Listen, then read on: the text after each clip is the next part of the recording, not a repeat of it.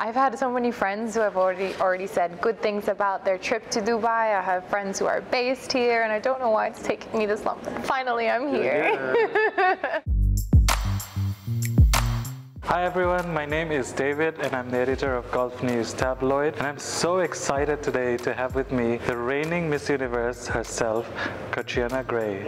Okay, so Catriona, welcome to Dubai. Thank you. Why did it take you so long to come to the UAE? I know, right? I was just having a conversation also with Josh, who I'm sure you've met from Expedition. I've had so many friends who have already said good things about their trip to Dubai. I have friends who are based here, and I don't know why it's taking me this long, but finally I'm here. Yeah. So why don't we go back to that night in December? Talk a little bit about it. I know you've spoken a lot about it, but let's go back. You can't have enough of that moment, right? Well, you know what, it's such a surreal feeling to prepare for something for months and to go through such a journey to get to that one night. And it symbolizes so much because, you know, you just don't know, is my life going to change after this night ends? And actually what's funny, it wasn't actually a night, it was an early morning in Bangkok, Thailand.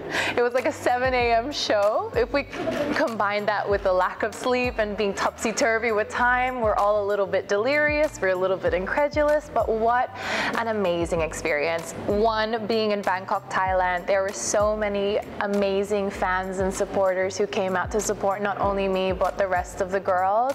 So the energy and the impact there, you know, was unbelievable. And of course, we had so many fellow Filipinos there also, which made me feel so supported that night. Even when I'm standing in top two, if you look at my face, it's almost like I'm calm. Yeah.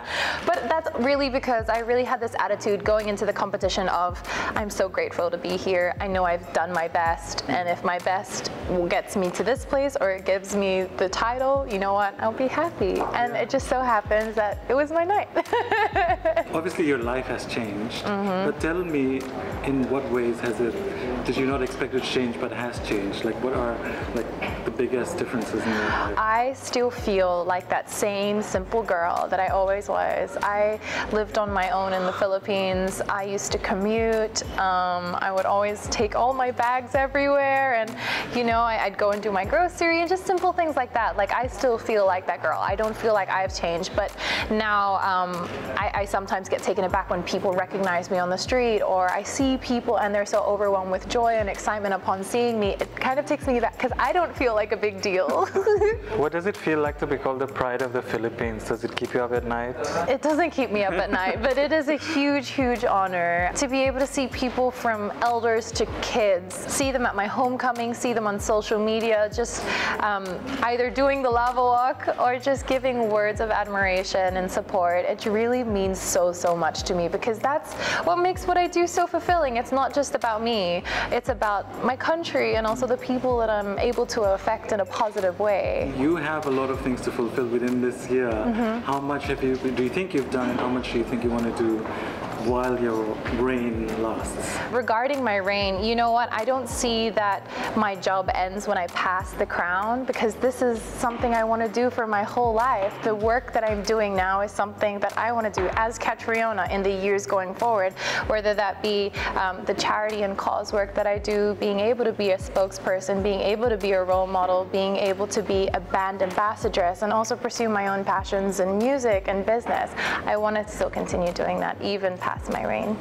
There's a lot of talk about the Binibining Filipinas pageant, and a person who's going to represent the Philippines, Kazini, who has a Middle Eastern connection. Yes, I believe she does.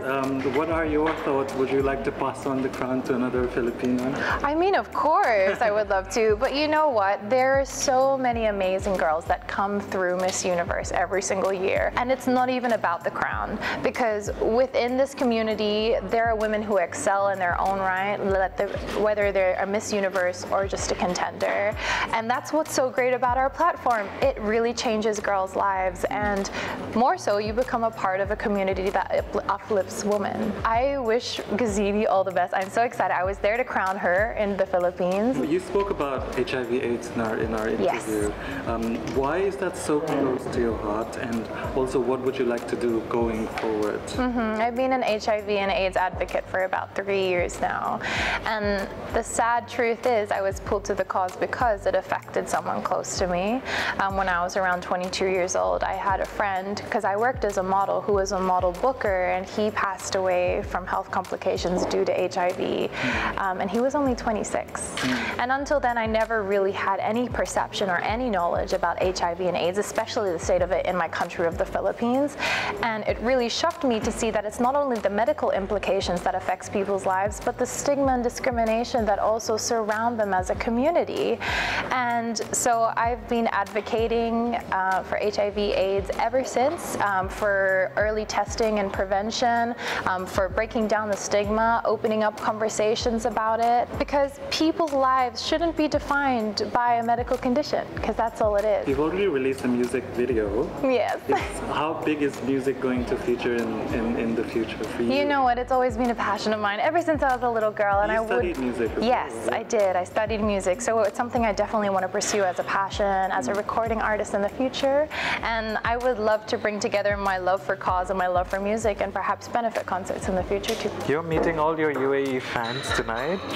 Are you looking forward to it? I'm so excited to meet the fans tonight. I know that a lot of Filipinos will be there, and the reason that makes me really, really excited is because the majority of the Filipinos here in the UAE are overseas Filipino workers. To know the sacrifice that they make in being away from their family just to support their family back home is really heroic to me, and it actually inspires me because of the selflessness that they possess for the love of family and for the love of country. So I think if anything's going to be the biggest takeaway from meeting my fans tonight, it's going to be that. You are also quite popular on social media. You are quite active.